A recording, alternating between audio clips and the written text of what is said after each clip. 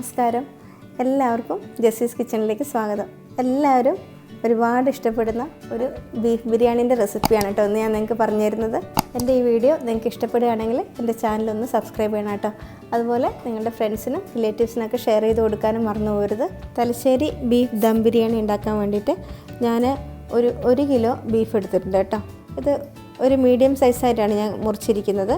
ഇറച്ചിക്ക് അത്യാവശ്യം നെയ്യുള്ളതാണെങ്കിൽ നമ്മുടെ ബിരിയാണി നല്ല ടേസ്റ്റ് ആയിരിക്കും കേട്ടോ. അതുപോലെ എല്ലോട് കൂടിയ ബീഫ് വാങ്ങിക്കാനും പ്രത്യേകം ശ്രദ്ധിക്കണം.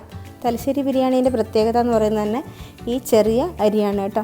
വയനാടൻ കൈമ ജീരകശാല അരി എന്നൊക്കെയാണ് ഇതിന് പറയുക. നല്ല മണവും രുചിയുള്ള അരിയാണ്. ഒരു 4 കപ്പ് അരിയാണ് കേട്ടോ എടുത്തിരിക്കുന്നത്. അപ്പോൾ 4 കപ്പ് അരിക്ക് നമുക്ക് 8 കപ്പ് തിളച്ച വെള്ളമാണ് വേണ്ടത്. ചോറ് വെക്കുന്നതിന് അരി നമ്മൾ നന്നായിട്ട് കഴുകി ഒരു അരിപ്പയിൽ വെള്ളം വാലാൻ വേണ്ടി വെക്കുക. പിന്നെ നമ്മൾ കുതിർത്ത് വെക്കേണ്ട ആവശ്യമൊന്നുമില്ല. ഇത് കപ്പ് തന്നെ ചോറുണ്ടാക്കിയെടുക്കുക കേട്ടോ. തലശ്ശേരി ബിരിയാണി ഉണ്ടാക്കുമ്പോൾ നമ്മളിതിലേക്ക് മല്ലിപ്പൊടി, മുളക് പൊടി അങ്ങനത്തെ മസാലകളൊന്നും ചേർക്കില്ല കേട്ടോ. ഈ ഒരു മസാലയാണ് നമ്മളതിൽ പൊടിച്ച് ചേർക്കുന്നത്. ഞാനൊരു 1.25 ടീസ്പൂൺ പെരിഞ്ജീരകം എടുത്തിട്ടുണ്ട്, ഒരു 1/2 ടീസ്പൂൺ സാജീരകം എടുത്തിട്ടുണ്ട്, ഒരു ചെറിയ കഷ്ണം ജാതിക്ക എടുത്തിട്ടുണ്ട്, ഒരു ചെറിയ സ്റ്റാർ എടുത്തിട്ടുണ്ട്, ഒരു 5 ഏലക്കയുണ്ട്, 1 ടീസ്പൂൺ കുരുമുളക്, ഒരു കഷ്ണം പട്ട, ഒരു 5 ഗ്രാമ്പും, ഒരു കഷ്ണം ജാതിപത്രി. ഇത്തരം സാധനങ്ങൾ എല്ലാം ഒന്നിച്ച് തന്നെ ഇട്ടിട്ട് നമുക്ക് മീഡിയം ഫ്ലെയിമിൽ ഒരു 4 മിനിറ്റ് നന്നായിട്ട് ചൂടാക്കി എടുക്കാം. എന്നിട്ട് നമുക്കിത് മിക്സീൻ്റെ ചെറിയ ജാറിലൊന്ന് പൊടിച്ചെടുക്കാം. ബിരിയാണി ഉണ്ടാക്കാൻ വേണ്ടിയിട്ട് ഞാൻ ഒരു 6 സവാള എടുത്തിട്ടുണ്ട് കേട്ടോ. അതിൽ ഒരു 4.5 സവാള ഇതുപോലെ ഞാൻ ചെറുതായിട്ട് അരിഞ്ഞെടുത്തിട്ടുണ്ട്. 1.5 സവാള നേരിയതായിട്ട് നീളത്തിൽ അരിഞ്ഞെടുത്തിട്ടുണ്ട്. ഇത് നമുക്ക് കുറച്ച് എണ്ണയിലൊന്ന് ഫ്രൈ ചെയ്തെടുക്കാനുള്ളതാണ്. ഞാനൊരു 1.5 കുടം വെളുത്തുള്ളി എടുത്തിട്ടുണ്ട്, ഒരു ചെറിയ കഷ്ണം ഇഞ്ചി എടുത്തിട്ടുണ്ട്. നമ്മുടെ ബിരിയാണീൻ്റെ എരിവ് ഈ പച്ചമുളകിൻ്റെ എരിവായിരിക്കും കേട്ടോ. 9 പച്ചമുളക് എടുത്തിട്ടുണ്ട് കേട്ടോ.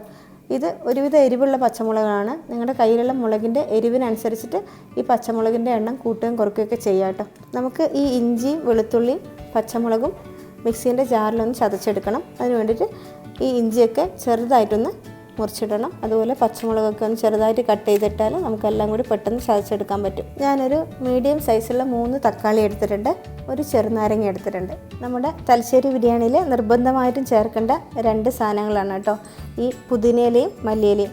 ഒരു ചെറിയ പിടി പുതിനയിലയെ നമുക്ക് ആവശ്യമുള്ളൂ. മല്ലിയില 2-2.5 പിടി എടുത്താലും കുഴപ്പമില്ല. പുതിനയിലേൻ്റെ അളവ് ഒരിക്കലും കൂടി പോകരുത് കേട്ടോ.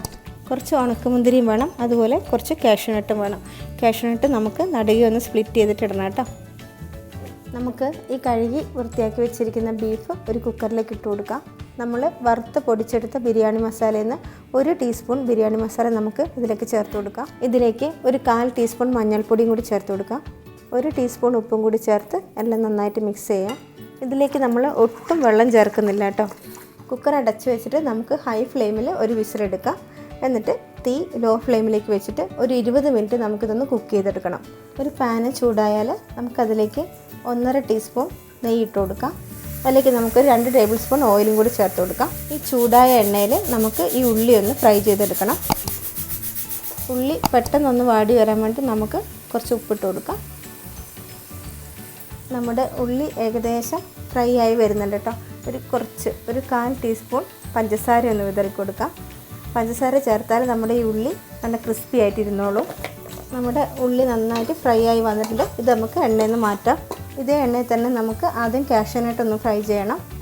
നമ്മുടെ കാഷ്യൂനട്ടൊക്കെ ഒരുവിധം ഫ്രൈ ആയി വന്നിട്ടുണ്ട്. ഇതിലേക്ക് നമുക്ക് കിസ്മിസ് ഇട്ട് കൊടുക്കാം. കിസ്മിസൊക്കെ വീർത്ത് വന്നിട്ടുണ്ട്. തീ ഓഫ് ചെയ്തിട്ട് നമുക്കിത് എണ്ണയിൽ നിന്ന് എടുക്കാം. ബിരിയാണി മസാല ഉണ്ടാക്കാൻ വേണ്ടി ഞാനൊരു പാൻ അടുപ്പത്ത് വെച്ചിട്ടുണ്ട്. പാന് ചൂടാകുമ്പോൾ നമുക്കിതിലേക്ക് കുറച്ച് ഓയിൽ ഒഴിച്ചു കൊടുക്കാം. ഓയിൽ നന്നായിട്ട് ചൂടായി വന്നു കഴിഞ്ഞാൽ നമുക്ക് ഈ ചതച്ച് വെച്ചിരിക്കുന്ന ഇഞ്ചിയും വെളുത്തുള്ളിയും പച്ചമുളകും ഇതിലേക്ക് ഇട്ട് കൊടുക്കാം കേട്ടോ. നന്നായിട്ട് പച്ചമണം മാറുന്നവരെ എണ്ണയിലൊന്ന് വഴറ്റിയെടുക്കണം കേട്ടോ. അതിനുശേഷം നമുക്കിതിലേക്ക് അരിഞ്ഞു വെച്ചിരിക്കുന്ന ഉള്ളി ചേർത്ത് കൊടുക്കാം. ഉള്ളി നമ്മൾ നന്നായിട്ടൊന്ന് ഇതിൽ വഴറ്റിയെടുക്കണം കേട്ടോ. ഉള്ളി പെട്ടെന്ന് വഴന്ന് വരാൻ വേണ്ടി നമുക്കിതിലേക്ക് കുറച്ച് ഉപ്പ് ചേർത്ത് കൊടുക്കാം. നമ്മുടെ ഉള്ളിയൊക്കെ നന്നായിട്ട് വാടി വന്നിട്ടുണ്ട് കേട്ടോ. ഇത്രയും മതി. ഇതിലേക്ക് നമ്മൾ പൊടിച്ച് വെച്ചിരിക്കുന്ന ബിരിയാണി മസാലയില്ലേ, അതിൽ കുറച്ച് വെച്ചിട്ട് ബാക്കി മുഴുവൻ നമുക്കിതിലേക്ക് ചേർത്ത് കൊടുക്കാം. എല്ലാം കൂടി നന്നായിട്ടൊന്ന് മിക്സ് ചെയ്യാം. ഇതിലേക്ക് നമ്മൾ അരിഞ്ഞു വെച്ചിരിക്കുന്ന 3 തക്കാളിയും ചേർത്ത് കൊടുക്കാം. തക്കാളി ചേർത്തിട്ട് നമുക്കിത് നന്നായിട്ടൊന്ന് മിക്സ് ചെയ്യാം. ഇതിലേക്ക് നമ്മൾ എടുത്തു വെച്ചിരിക്കുന്ന മല്ലിയിലയിൽ നിന്ന് കുറച്ച് മാറ്റി വെച്ചിട്ട് ബാക്കി അതിലേക്ക് ഇട്ട് കൊടുക്കാം. പുതിനയില മുഴുവനും ഒന്ന് മുറിച്ചിട്ട് കൊടുക്കാം കേട്ടോ. മിക്സ് ചെയ്തിട്ട് നമുക്ക് ഒന്ന് അടച്ച് വെച്ചിട്ട് ഒരു 2-3 മിനിറ്റ് ഒന്ന് കുക്ക് ചെയ്യാം. ഈ തക്കാളിയെല്ലാം അപ്പോഴത്തേക്കൊന്ന് വെന്തുടഞ്ഞോളും. നമ്മുടെ തക്കാളിയൊക്കെ നന്നായിട്ട് വെന്ത് കുഴഞ്ഞ് വന്നിട്ടുണ്ട് കേട്ടോ. മസാലയൊക്കെ നല്ല റെഡിയായി വന്നിട്ടുണ്ട്. ഒരു പകുതി ചെറുനാരങ്ങ നമുക്കിതിലേക്ക് പിഴിഞ്ഞൊഴിക്കാം. 20 മിനിറ്റ് കഴിഞ്ഞപ്പോൾ ഞാൻ തീ ഓഫ് ചെയ്തിട്ടതാണ്. ഇപ്പോൾ ഇതിൻ്റെ ഗ്യാസൊക്കെ പോയിട്ടുണ്ട്. തുറന്ന് നോക്കാം. കഷ്ണമൊക്കെ വെന്തിട്ടുണ്ട് കണ്ടോ. ബീഫ് ബിരിയാണിക്ക് നമ്മുടെ ബീഫിൻ്റെ കഷ്ണങ്ങൾ ഒരുവിധം നന്നായിട്ട് വേവണം, എന്നാലേ ബിരിയാണി ടേസ്റ്റ് ഉണ്ടാവുള്ളൂ. ഇപ്പോൾ നമ്മൾ ബീഫ് വേവിച്ച കുക്കറിൽ കുറച്ച് വെള്ളമൊക്കെ ഉണ്ട് കേട്ടോ. അത് നമുക്കിതിലേക്ക് ആദ്യം ഒഴിച്ചു കൊടുക്കാം. ഇനി നമുക്കിതിലേക്ക് ബീഫിൻ്റെ കഷ്ണങ്ങൾ കൂടി ചേർത്ത് കൊടുക്കാം.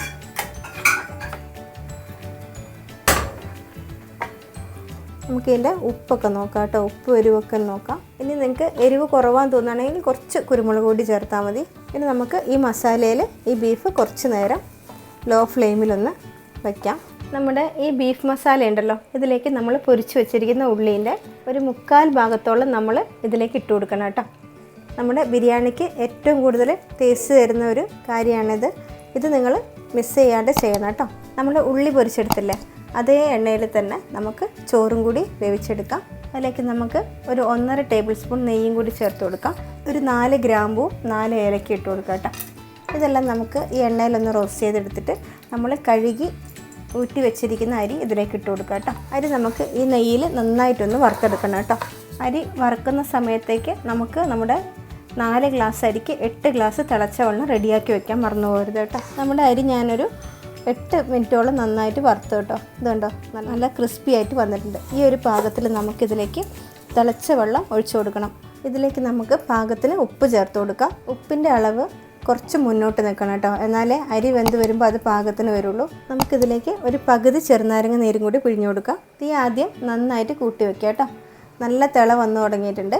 ഇനി നമുക്ക് തീ ലോ ഫ്ലെയിമിലേക്ക് വെച്ചിട്ട് മൂടി ഇതുപോലെ ഒരു തോർത്ത് കൊണ്ടൊന്ന് കവർ ചെയ്തിട്ട് അടച്ചു വയ്ക്കാം. നമ്മുടെ ചോറ് ഒരു 8 മിനിറ്റോളായി കേട്ടോ. നമുക്കൊന്ന് തുറന്ന് നോക്കാം. ഇത് ഒരു ഫോർക്കിനെ കൊണ്ട് അടിയിൽ നിന്ന് ജസ്റ്റ് ഒന്നിങ്ങനെ പൊക്കി വിടുക കേട്ടോ. ചോറൊന്നും ഒട്ടും ഒട്ടിപ്പിടിക്കാതെ കണ്ടില്ലേ, ഒന്നൊന്നായി നല്ല പാകത്തിന് റെഡിയായിട്ട് വന്നിട്ടുണ്ട് കേട്ടോ.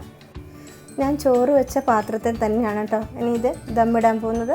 അതുകൊണ്ട് ഞാൻ ഈ ചോറ് മുഴുവൻ വേറൊരു പാത്രത്തിലേക്ക് മാറ്റി ഇതിലേക്ക് നമുക്ക് നമ്മുടെ ബീഫിൻ്റെ മസാല ഇട്ട് കൊടുക്കാം.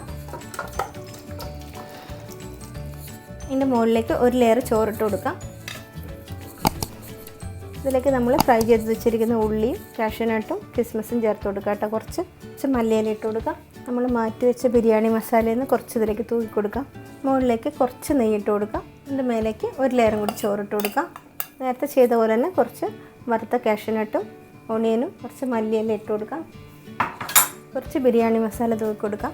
മുകളിൽ കുറച്ച് നെയ്യ് ഇട്ട് കൊടുക്കാം. ഏറ്റവും മേലെയായിട്ട് നമുക്ക് കുറച്ച് ചോറും കൂടി ഇട്ട് കൊടുക്കാം.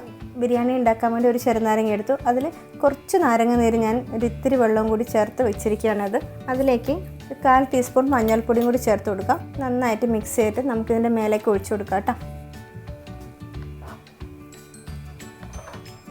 ബാക്കിയുള്ള കുറച്ച് കാഷ്യൂനട്ടും ഓണിയനൊക്കെ ഇതിൻ്റെ മേലേക്ക് ഇട്ട് കൊടുക്കാം. ഇനി നമുക്കിത് അടച്ചു വെച്ചിട്ട് ഒരു 10 മിനിറ്റ് ഒന്ന് കുക്ക് ചെയ്യണം. ബിരിയാണി ദം ചെയ്യാൻ വേണ്ടിയിട്ട് ഒരു തവ വെച്ചിട്ടുണ്ട് കേട്ടോ.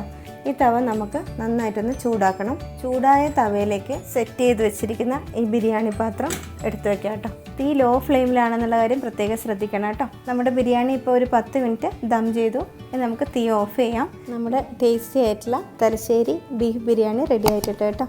ഇനി ഇതെങ്ങനെയാണ് സെർവ് ചെയ്യേണ്ടതെന്നും കൂടി പറഞ്ഞുതരാം. ഏറ്റവും മുകളിലുള്ള ഈ മഞ്ഞ റൈസ് ഉണ്ടല്ലോ, അത് നമുക്കൊരു ചെറിയ പാത്രത്തിലേക്ക് മാറ്റണം. ഏറ്റവും അടിയിലാണ് കേട്ടോ നമ്മുടെ ബിരിയാണി മസാല ഉള്ളത്. ആ മസാലേൻ്റെ മുകളിൽ വരെയുള്ള ചോറ് നമുക്ക് വേറൊരു പാത്രത്തിലേക്ക് മാറ്റണം. കണ്ടില്ലേ, ഇനി അടിയിലേക്ക് മസാലയാണ് കേട്ടോ ഉള്ളത്.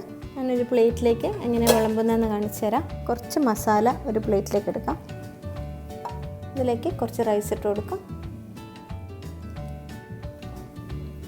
ഏറ്റവും മുകളിലായിട്ട് നമുക്ക് കുറച്ച് യെല്ലോ റൈസും കൂടി ഇട്ട് കൊടുക്കാം.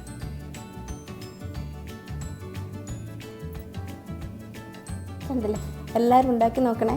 നിങ്ങൾക്ക് എല്ലാവർക്കും ഒരുപാട് ഇഷ്ടമാവും ഈ വീഡിയോ. നിങ്ങൾക്ക് ഇഷ്ടപ്പെടുകയാണെങ്കിൽ ലൈക്ക് ചെയ്യാനും ഷെയർ ചെയ്യാനും കമൻറ്റ് ചെയ്യാനും മറന്നു പോകരുത് കേട്ടോ. വീണ്ടും നല്ലൊരു വീഡിയോ കൊണ്ട് നമുക്ക് കാണാം. Thank you.